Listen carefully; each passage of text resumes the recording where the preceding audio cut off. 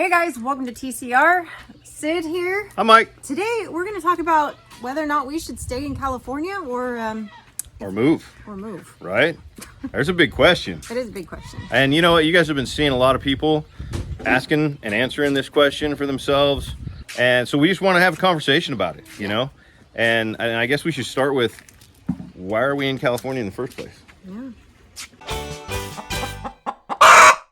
So why are we in California in the first place? Well, I was born here. When my dad got out of the Navy, he landed in San Diego and met my mom, and the rest was history on that end of the spectrum. For him, kind of the same thing. Yeah, similar. I mean, I grew up in East Tennessee, and oh, you want to turn that hose off? Well, I was going to put it in.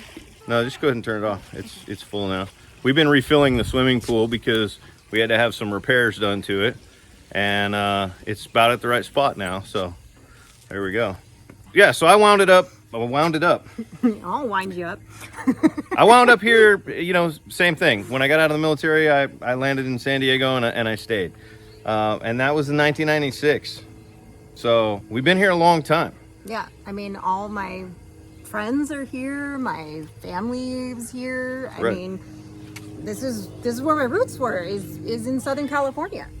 And there were great reasons for me at the time to come to California and live here. I mean, you know, everybody talks about the sunshine tax. Well, you know, it was worth the price at the time. Right. So I guess that's the way to look at it. You know, is the sunshine tax worth the price? And at the time, the answer was yes. The weather in California, the economy in California, there were a lot of things about California back in 1996 that were appealing to me, and it was worth what was at the time I felt a more reasonable price for what you were getting.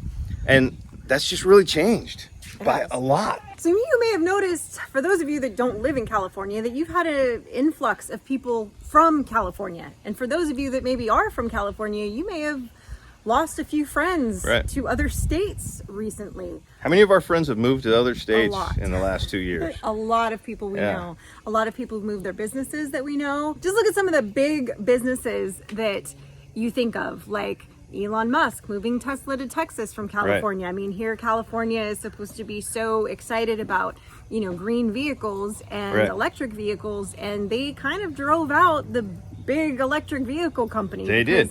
They made it impossible for businesses to do business here. So there's been a lot of things like that, a lot of corporations that have picked up and moved because the taxes here are so high. Right. And they have just gotten increasingly and increasingly higher.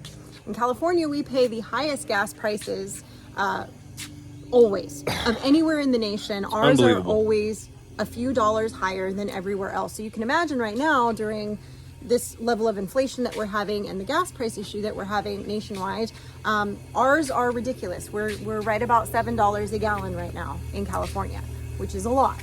Right. It doesn't even make sense. No. And unfortunately, you know, with these increases, it's beyond just the regular inflation that we're all kind of seeing and feeling at the grocery store and in business.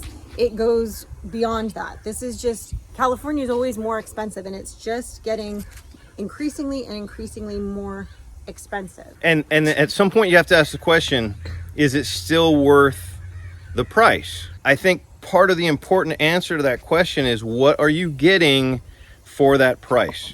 And that's where I think it comes down to, you know, we have to have the discussion about quality of life. So for example, here in California, in the whole nation, we pay the highest electric bills. It costs more for me to flip on a light switch here than it does anywhere else in the country. It makes your monthly bills that you have to pay so much higher. If you can't afford to run your air conditioner, how does that affect your quality of life? Right. Quality of life has to be at the top of the list of what's important. The things that have been happening in California have been impacting that quality of life, in my opinion. Well, and we have things like right now, for example, most of the people, and I don't know if it's all of California, but I know in Southern California, they have changed the way the home insurance works. And they're requiring some people to get an additional insurance called a fire insurance as well, because we have what we have been brainwashed to believe as fire season. Right. What that comes down to is a lot of people who own homes are now being forced to pay $4,000, $5,000, $6,000, $1,000 more a month in their mortgage payment to cover all these extra insurances, which makes their mortgage payment not doable anymore. Right. Look, I'm a simple guy, okay? I am a project manager. I do have a problem-solving mind, but I'm not a wildland expert. But I will tell you this. In the research that I've done, I am led to believe that it's not just fire season that's the problem. It's the mismanagement of the wildlands, of the forests, okay? So what's interesting is in 2021, California, remember, we pay some of the highest state income taxes in the country. In 2021, California took in $248 billion in revenue from us taxpayers. That's billion with a B, guys. 248 That's a lot billion, of money. Right? Here we have all of these, these problems with wildfires and these problems with infrastructure and these problems with, the education system and the roads.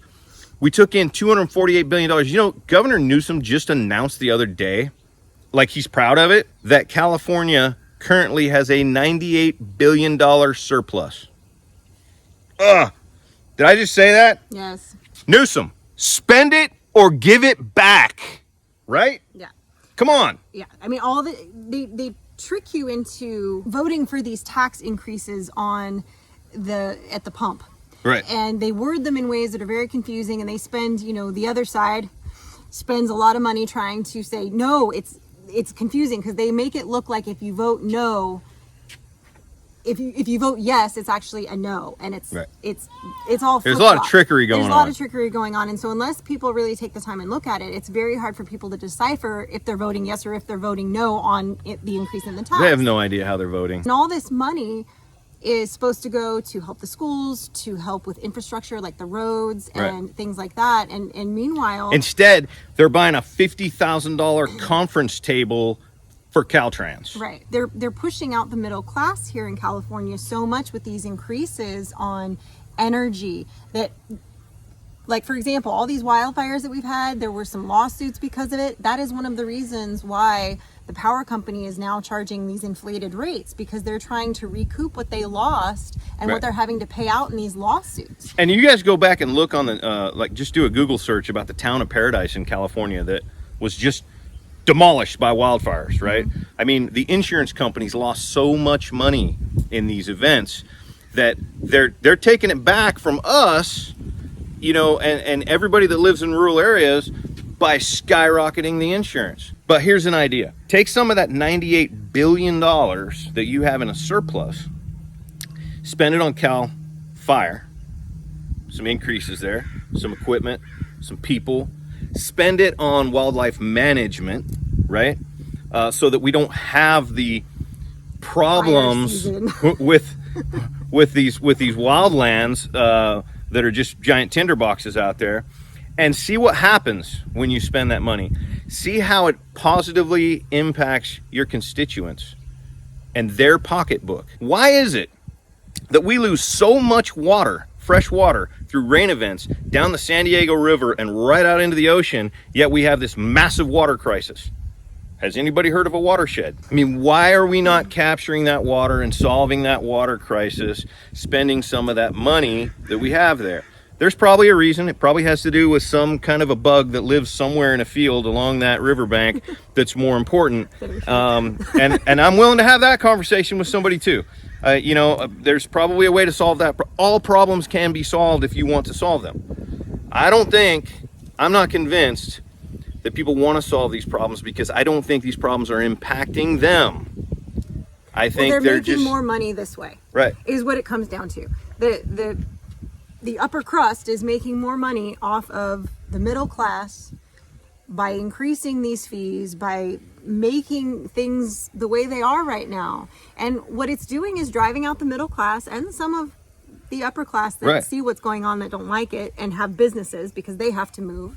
And what we're left with is an increased displaced homeless population. Amazing homeless population. It is so sad how bad the homeless population is in California. It should not be the case. It should not. Some of that money should be solving the lower income housing crisis. I just saw on Google, and again, I didn't fact check it myself, I just saw a statistic about the San Francisco, greater San Francisco area. And I'm not talking just downtown San Francisco. I'm talking about like Marin County and all the way around San Francisco.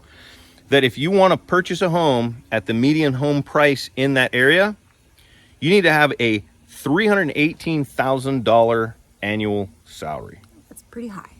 That's absurd. It is. And it's one of those things too where, you got to feel for these young couples and young people that are trying to get their first place. Here they maybe have a really good rental history, and let's say they're paying, $2,000 a month in rent, which is not uncommon for a granny flat out here. Right.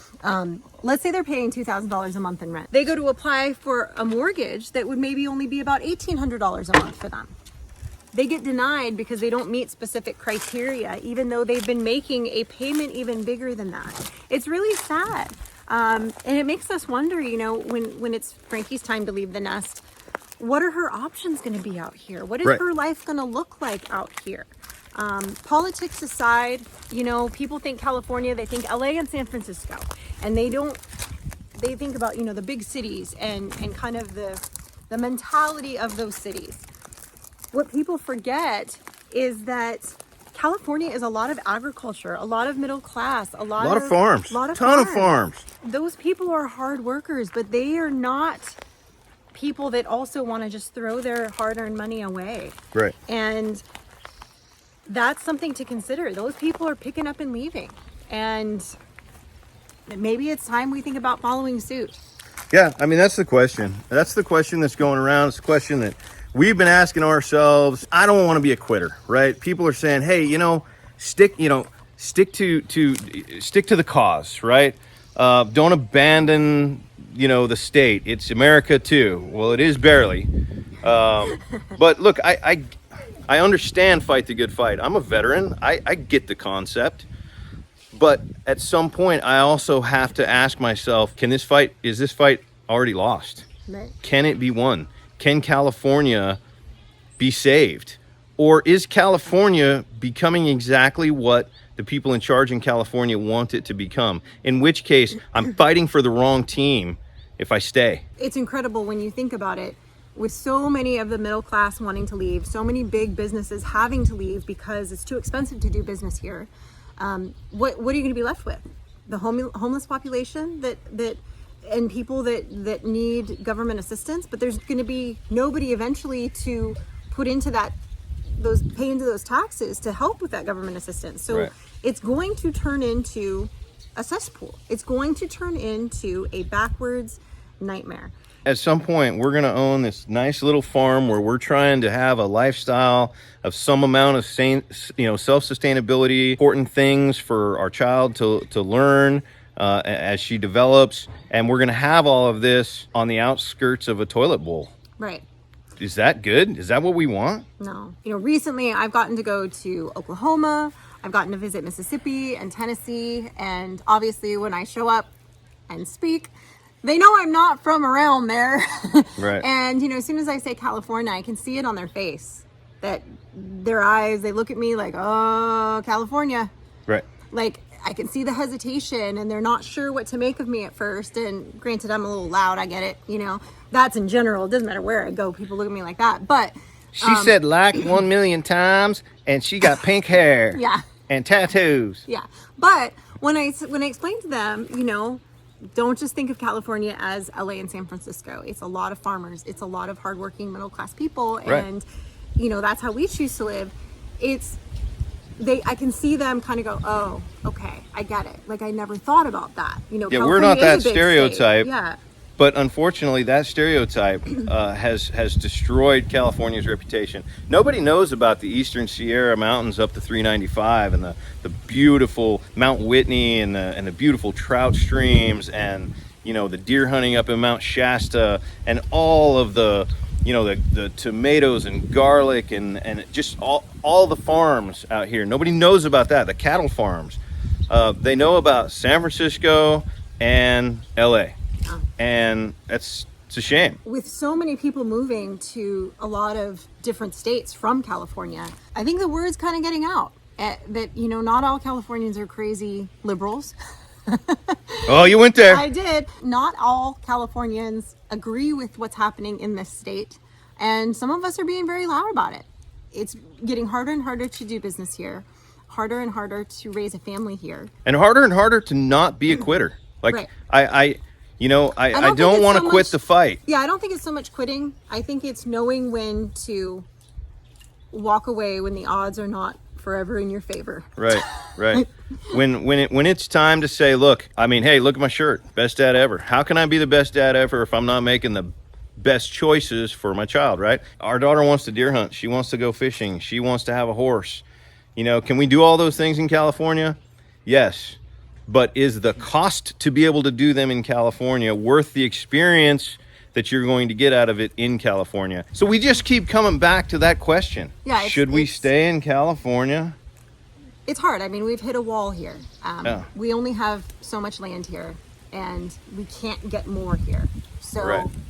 we're priced out of that, beyond priced out of it. So our only option, I think, is to look elsewhere if we really want to have land and farm and have those freedoms Right. that California is day by day removing. Let's have y'all's opinion. Let's hear what you guys have to say about Stay or that. should we go? Right. Do we give up on this state and, you know, let them work it out themselves, or do we say no? We're not giving up on that state. That state is lost, and we Look, do I mean, what's best for us. California will always be my home. This is where I was born and raised. There's a lot of things about it I love. The California of my childhood and my young adulthood does not exist anymore. Gone. It's gone. And I don't see it recovering for many, many years from now. By the time I'm an old lady, maybe it'll be back. But I don't see it happening in my lifetime. Really. Life's too short to stay here and find out, I think. I think you're know? right. I mean, I think you know what my vote is. But Yeah. you guys tell us, what do you think? Any of you from California that have relocated and found bliss somewhere else? tell us where. Or tell us, no, stick it out. It's horrible everywhere. It doesn't matter. Like, I don't know. I mean, maybe that's the case, but I mean, if you think it's horrible everywhere, you probably should look inside yourself a little bit. Maybe, Figure out why, but I can no, tell- we do want your opinion about where you're at and what it's like. But I can say, after traveling around a little bit the last while here, I will say this. The people were happier, they were friendlier than they were here. And it's beautiful. It's just as beautiful. It's a you know? different kind of beautiful. Right. It's a different kind of beautiful. And that's one of the great things about our country is we really do have a lot of different kinds of landscapes in America. It's one of the reasons why it's so sought after. I mean, I grew up in Tennessee, in East Tennessee. You know, I think it's absolutely beautiful. It's, you know, it's God's country. Southern California is also beautiful. Northern California is also beautiful. You know, the Eastern Sierras are beautiful. Mississippi is beautiful. I've never been up around the Great Lakes I flew area. over them. I don't think it's beautiful up there. I don't want to get anybody mad I up can there. tell you the airport smelled like feet. There's beauty everywhere. Yeah. Beauty is in the eye of the beholder. Create a safe haven and a place where you're happy and comfortable, and, you know, see opportunity, and it will become beautiful. And, you know, we did that, but it's slipping. It is. It's slipping. I don't know if there's anything we can do about it here. I think there is something we can do about it, and it's not here. I think you're right. Thanks for watching, guys. We'll see you on the next one. Stay tuned. You want to push that button? No, I want to walk away slowly.